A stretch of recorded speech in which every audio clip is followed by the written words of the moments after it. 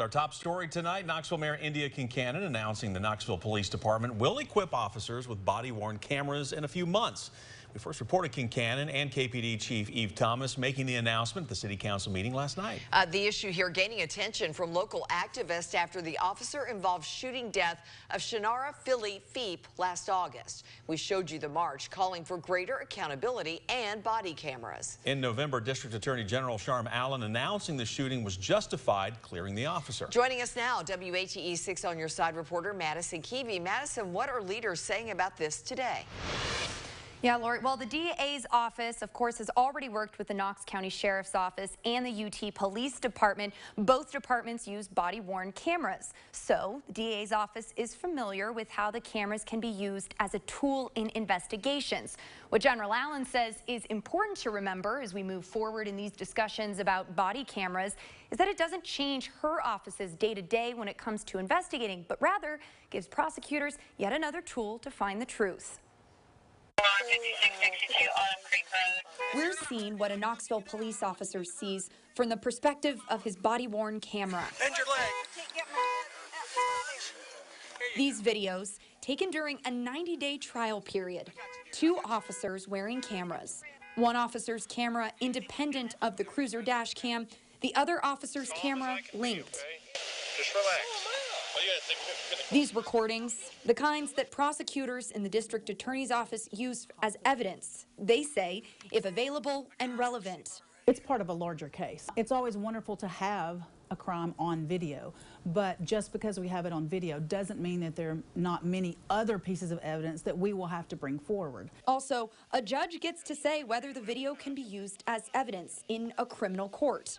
Defendants' rights are in a courtroom. If they decide they don't want something shown that they have a right to have redacted, then we can't do that. But it's on a case-by-case basis. It depends on who's objecting and what the basis is. Also, we wanted to know, would the public be able to see this video? Allen says requests would go through KPD, but privacy policies still apply. If an officer goes into a home with a body camera on and there are children, we have to be very careful about what we can and can't release based upon what is captured on that video. This video, part of the evidence in that August officer-involved shooting. For one activist who pushed for the cameras, this move is a step in the right direction. Many of the community members, if you talk to particularly these areas where I said the lower income, the black and people of color communities, that is one of our biggest fears. People do fear the police because of lack of accountability. The date to roll out cameras sometime after July 1st. In the meantime, there are still more questions. If you don't have that body camera on, are you considered out of uniform at that point? So that's a big factor. Additionally to the fact, when we talk about it being a tool, are they going to have the ability to cut it on or off? That's another factor. Yeah, those questions, of course, still in this process as they determine what company will take on this contract. The DA's office, in the meantime, is working on an outline for plans, policy, procedure on what can and can't be used in court or when and where redactions would happen in some of those videos. And, of course, as DA Allen said, that is on a case-by-case basis.